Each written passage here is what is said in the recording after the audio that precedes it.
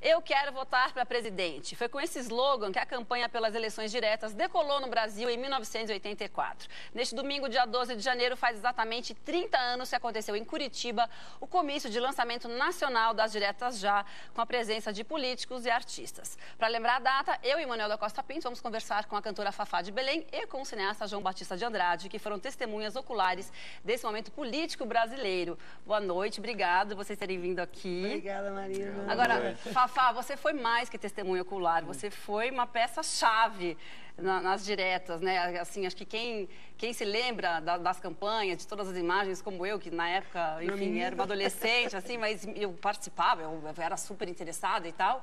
Me lembro muito de você, da sua presença. O Milton e o Fernando Brant, me deram uma canção chamada Menestrel às Alagoas.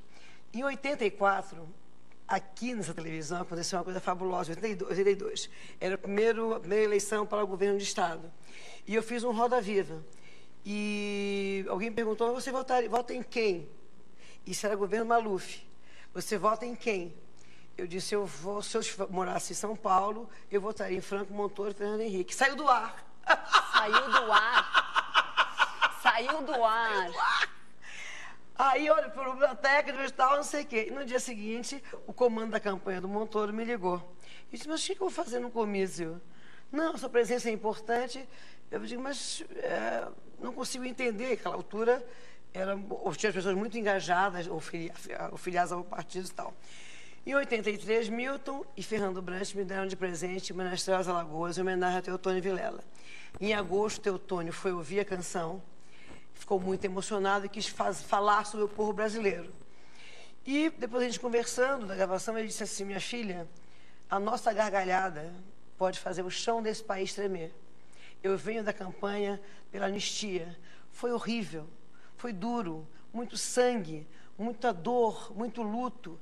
E a campanha pelas eleições diretas só vingará se for suprapartidária. Sim. Se todos estiverem abraçados, desarmados, e nós desassustarmos o Brasil, o brasileiro que esqueceu que esse país é dele. Então, isso foi em agosto, o Teotônio já estava muito mal, com câncer avassalador. Dia 23 de novembro, Teotônio morre, no mesmo dia que tinha o primeiro encontro aqui na Praça Charles Miller. Enfim, eu peguei um táxi em Curitiba, e fui pegar um avião aqui para ir para Alagoas, encontrei o Lula. O Lula falou assim, você vai para passagem para Alagoas? Então tá com o avião da FARP aqui. Entramos no avião da FARP, todos paramos em Brasília e chegamos para o enterro de Teotônio. Na saída do enterro, um popular me segurou e disse assim, a gente gosta muito da senhora, não tem ninguém para falar por ele. A senhora fala para a gente? Eu tinha 26 anos. Eu disse, o que esse cara está querendo me dizer? Eu não tenho... Embora eu venha de uma família de políticos... Mas eu queria perguntar, porque como é que você tem toda essa raiz política, essa coisa que muito... Minha mãe era PSD. Muito arraigada. Toda a família da minha mãe é PSD ligada ao Barata, no Pará. Papai era anti-Barata. Então, o pau comia. Todo sábado, eu reunia a família, era discussão política. Papai anti-Barata, família da mãe baratista. E depois uma grande mesa e o violão. E essa é a minha vida. Então você cresceu... A política, a boa mesa e a música. E a música. Exato. E no espaço democrático. Então, em Belém, a guerrilha da Araguaia teve uma influência muito grande. Discutia-se, o Partido Comunista tinha um partido forte lá. Então, muitos amigos dos meus irmãos foram para os Araguaias, para Araguaia e desapareceram. Quando vim morar no Rio de Janeiro, aos 15 anos de idade, me assustava que as pessoas não soubessem que havia, nós estávamos numa ditadura, e que tinha violência, que tinha tortura. Eu, com 15 anos, pelas conversas da minha casa. Claro. Bom, passo, eu viro cantora, outra lá, direta já. Aí liguei, depois desse episódio, eu falei para um Theo, que também era... O Theo, que foi pagado Teotônio, eu falei para o Theo, que hoje é governador. Eu disse, Theo, tem que fazer alguma coisa. Dia 1º de janeiro, é o dia da confraternização universal. Por que a gente não faz o lançamento da campanha aqui? Ele disse, olha, não sei e tal, não sei o quê. Aí falei com o Marcos Freire e fizemos um encontro no dia 4 de janeiro em Olinda, que foi lindíssimo. Para esse encontro, em Fio, fez uma caricatura de Teotônio, com a bengala, assim, diretas, todos pelo Brasil, diretas já. E quando entrava o discurso teutônico, tirava-se uma bandeira que estava em cima e entrava a voz dele e foi a ideia do Enfio soltar a pomba. No dia 12, eu não fui convidada, porque não era filiada... Dia 12 do comício de Curitiba. Dia 12 do Curitiba, eu não fui convidada. Porque o comando da campanha do PMDB entendia... A gente tem umas imagens aí do comício de Curitiba, que foi... Eles entendiam que eu tinha uma ligação muito forte com o PT que estava começando e era ilegal. E era amiga de Enfio, do Lula, e as reuniões eram na minha casa, quando era ilegalidade. Mas pela uma afinidade da mesma que eu tenho com o Fernando Henrique, por exemplo. João Batista, a gente está vendo imagens aí desses comícios. Como é que você entrou, participou? Você sempre teve um cinema político muito importante. Como é que foi a sua participação? Olha, eu vou dizer uma coisa. Eu tenho uma série de filmes meus que quase compõem o processo do começo do final da ditadura até o final da ditadura. Pais Tenentes, por exemplo. Que inclui o Homem que Virou esse Suco. processo. Não, porque o Homem que Virou Suco se passa durante as greves. Inclusive, as greves estão no filme. Sim. Depois eu fiz o Dourado. As greves, só para esclarecer, as greves dos metalúrgicos, sobre a ditadura.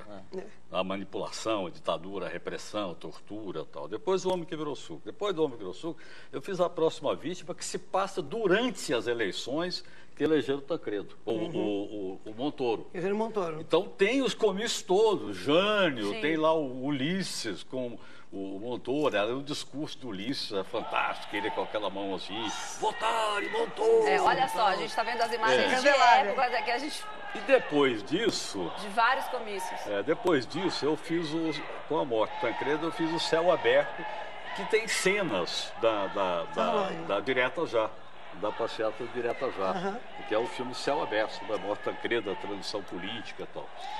Agora, no dia que houve em São Paulo, essa manifestação da Direta Já, eu não quis subir lá e falei, não, eu vou ficar lá no meio da população, do povo lá.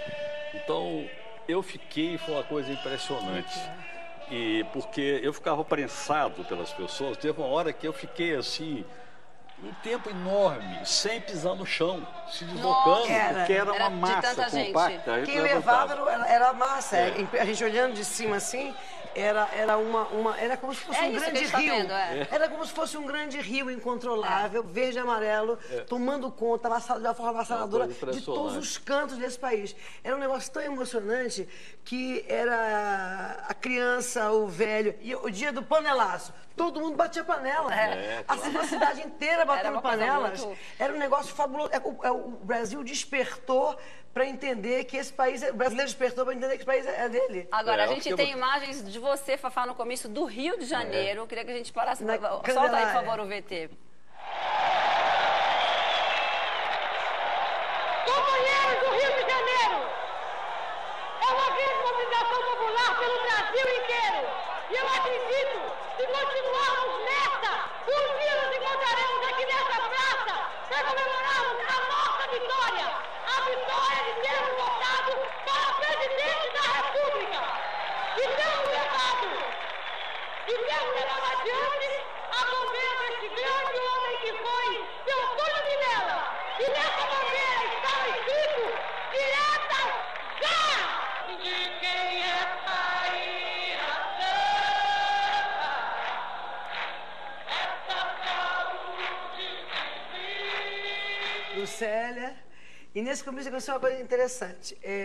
Porque eu comprava passagem, não tinha esse negócio de showmício, né?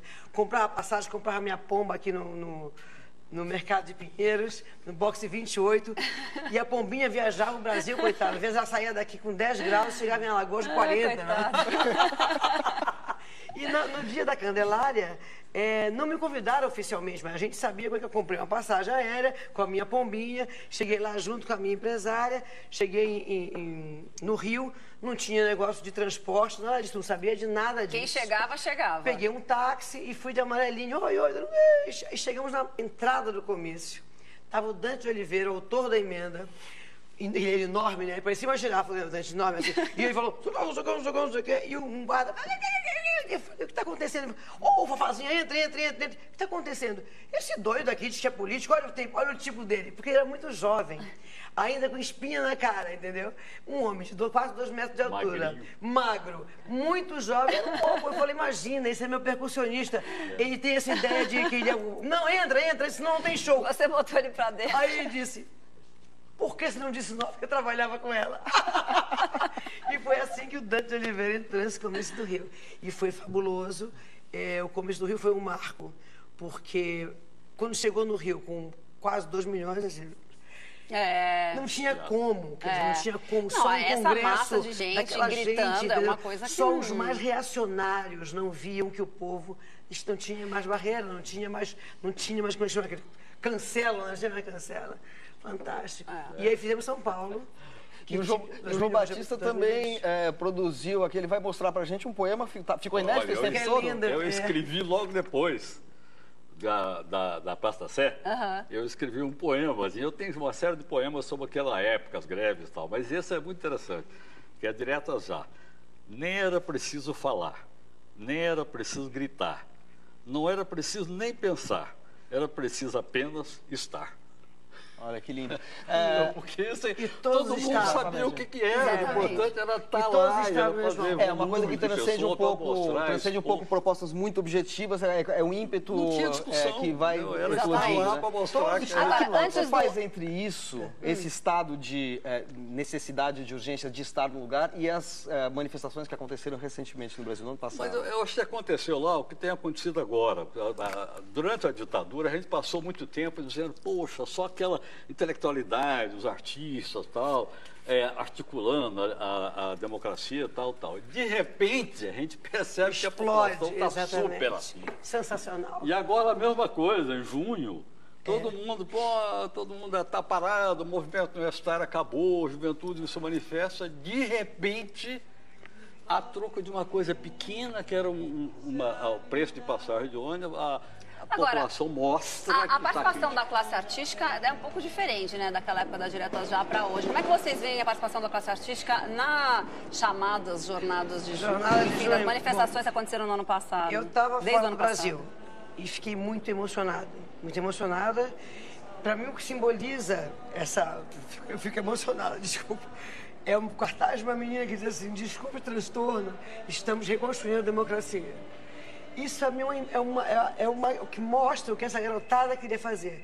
Porque são meninos como você eram meninos, crianças, adolescentes, quando foi prometido para eles um país onde eles teriam emprego, saúde, educação e segurança. Então eles foram pacificamente para as ruas perguntar, e aí? E aí entram os vândalos e destroem esse movimento. Sim. E as pessoas, alguns fecham os olhos e acham que o vândalo é quem está sentado no chão na porta do Sérgio Cabral. E os que estão quebrando na Ataúfo de Paiva são os manifestantes. Então, acho que houve um erro de ótica, houve um despreparo da polícia, da classe política, de todos nós, porque não se imaginava que havia então uma garotada, uma adolescência, meninos saindo das universidades, querendo saber onde é que eu estou. E era classe média, era classe menos favorecida, vamos dizer assim, era classe alta, era todo mundo, não tinha classe, era todo mundo querendo saber onde é que está o país que a gente imaginou que a cidade encontraríamos. Agora, eu vi de fora. Entendeu? Agora, e de certa maneira, isso aconteceu também na época da campanha das diretas, né? Quer dizer, essa confraternização de classes. Mas agora, por que houve uma certa ausência de personalidades do mundo artístico, cultural? Eu acho que não deu tempo. Acho que não deu tempo. Foi uma surpresa para todo mundo, os próprios artistas, que não foi articulado. As diretas eram faladas. Talvez porque não houvesse partidos envolvidos e, portanto, não havia... Talvez não houvesse uma causa, eu não sei, estou tentando agora pensar junto. Não existe uma causa clara. Falava-se eleições diretas desde a anistia. Quer dizer, a vontade de romper com a ditadura era uma coisa que cada vez estava mais na baila, mais na conversa e tal. E isso foi contaminando positivamente até que a classe política foi para a rua, mas alicerçada de quem? Pelos intelectuais, pela classe artística, pelos jornalistas, porque sempre fomos nós que demos a credibilidade ao movimento. Porque a classe política tem um olho torto desde sempre. E dava visibilidade. E dava visibilidade Claro. e também fazia ponte. Olha, Claro. vamos juntos. Todos nós dizíamos, todos nós estamos lá, dizíamos, vamos juntos. E pessoas que lá de Ulisses Guimarães, Lula, Fernando Henrique, Montoro, Miguel Arraes, Brizola, enfim, eles estavam ali, eles tinham um discurso, sabiam a ação e nós estávamos todos próximos e o Brasil desejava isso. Agora, todos nós fomos pegos de surpresa. Surpresa, é. E não houve uma liderança que resgatasse, juntasse e não deu tempo. O meu olhar é que não deu tempo. Entendi. Porque o vandalismo entrou, os black não sei das quantas entraram e inverteram a mão do processo. Mas então, em vez de ser... eu acho o seguinte, quando há uma explosão desse tipo, ainda mais essa que a gente estava despreparado para ela, é preciso que haja uma articulação política para transformar aquilo numa modificação, como aconteceu com as diretas. As diretas. Quer dizer, as diretas fortaleceram uma luta dentro do colégio eleitoral. Nem diretas eram, mas nós ganhamos aquilo.